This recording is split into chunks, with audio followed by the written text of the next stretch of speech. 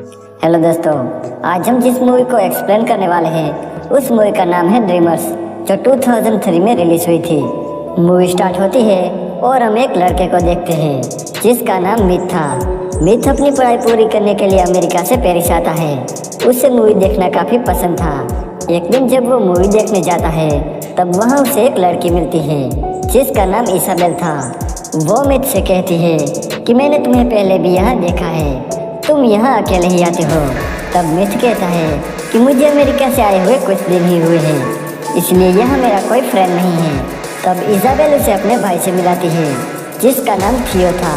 वो तीनों बैठकर बातें कर रहे थे, लेकिन तभी पुलिस वहाँ लाठीचार्ज कर देती है, जिसे बचकर ये तीनों वहाँ से भाग जाते हैं। अब मिथ उनसे मिलकर बहुत खुश था क्योंकि उसे नए दोस्त मिल गए थे। घर पहुंचकर मिथ अपनी मॉम को एक लेटर लिखता है, पर जब से वो इसाबेल से मिला है वो बस उसके बारे में ही सोचने लगता है। अगली सुबह मिथ को थियो का कॉल आता है। वो उसे अपने घर डिनर के लिए बुलाता है। मिथ जब उसके घर जाता है तब इसाबेल उसे अपनी मॉम डैड से मिलाती है। अब डिनर के टाइम इसाबेल के डैड बहुत सारा ज्ञान बांटने लगते हैं, पर मिथ का ध्यान तो बस एक ही चीज़ पर था, वो थी इसाबेल। डिनर के बाद इसाबेल की मॉम मिथ को आज रात यहीं रुकने को कहती है। अगले दिन इसाबेल के मॉम डैड को किसी काम से बाहर जाना था, पर जाने से पहले वो अपने बच्चों के लिए एक चेक छोड़ते हैं ताकि वो इस घर में आराम से रह सके। उनके जाने के बाद मिथ इन दोनों से कहता है कि मुझे अपने घर जाना चाहिए, पर वो दोनों उसे नहीं जाने देते। इसाबेल मिथ को एक किस करती है, साथ ही वो अपने भाई को भी किस करती है और वहाँ से चली जाती है। ये देखकर मिथ को बहुत अजीब लगता है। इसके बाद थियो उसे उसका कमरा दिखाता है। रात को मिथ की नींद उड़ जाती है। जब वो टॉयलेट से वापस आ रहा था तब उसकी नज़र उन दोनों भाई बहन पर पड़ती है जो बिना कपड़ों के एक ही बेड पर सोए हुए थे। ये देखकर मिथ की आंखें खुली की खुली रह जाती है क्योंकि अब तक वो इसाबेल के सपने देख रहा था। वो चुपचाप अपने कमरे में जाके सो जाता है। अगली सुबह इसाबेल मिथ को जगाने आती है। वो उस पर चढ़कर उसे किस करती है। ये देखकर मिथ डर जाता है क्योंकि उसने सिर्फ अंडरवियर ही पहना था। इसके बाद इसाबेल उसे बाथरूम में ले जाती है जहाँ थियो पहले से ही बिना कपड़ों के नहा रहा था। ये देखकर मिथ थियो से कहता है कि तुम्हारी बहन यहाँ है, तुम बिना कपड़ों के उसके सामने कैसे रह सकते हो।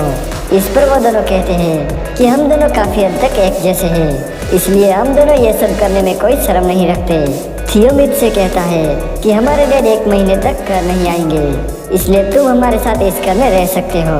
मिथ इसाबेल पर लट्टू था, इसलिए वो उसकी बात मान लेता है और उनके साथ रहने लगता है।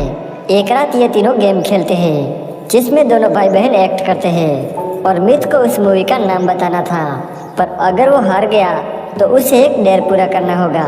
पर यहाँ मिथ वो गेम जीत जाता है।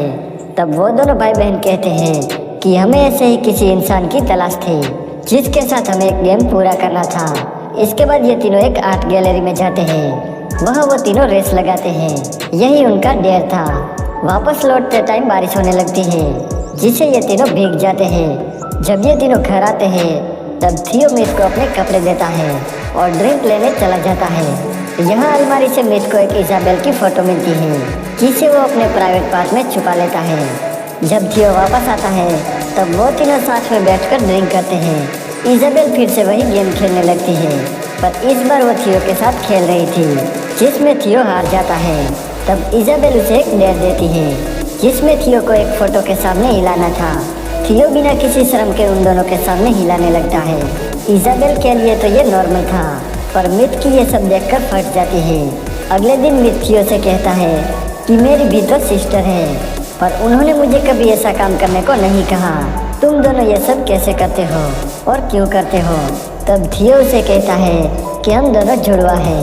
जब हम दोनों पैदा हुए तब हम दोनों एक दूसरे के साथ जुड़े हुए थे। हमारा शरीर अलग है पर हमारा दिमाग एक है और हम एक दूसरे के बिना जिंदा नहीं रह सकते।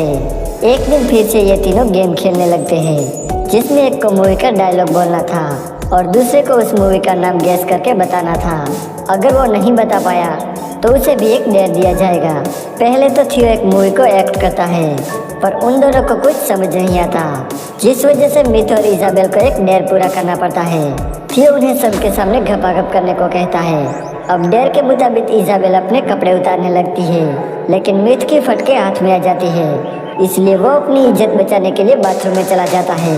जब वो बाथरूम से बाहर आता है तब थियो उसे पकड़ लेता है और दोनों भाई बहन मिलकर उसके कपड़े उतारने लगते हैं। तब मिथ के प्राइवेट पार्ट में इजाबेल की एक फोटो मिलती है, जिसे देखकर वो दोनों हंसने लगते हैं। इसके बाद मिथ और इजाबेल गपागप करते हैं। यहाँ मिथ को पता चलता है कि इजाबेल अभी भी वर्जिन है। इजाबेल मिथ को बताती है कि हम दोनों एक साथ सोते जरूर हैं, लेकिन हमारे बीच कोई भी फिजिकल रिलेशन नहीं है। ये सुन के मिथ उसे कहता है कि अगर ये बात तुम्हारे पेरेंट्स को पता चली तो क्या होगा।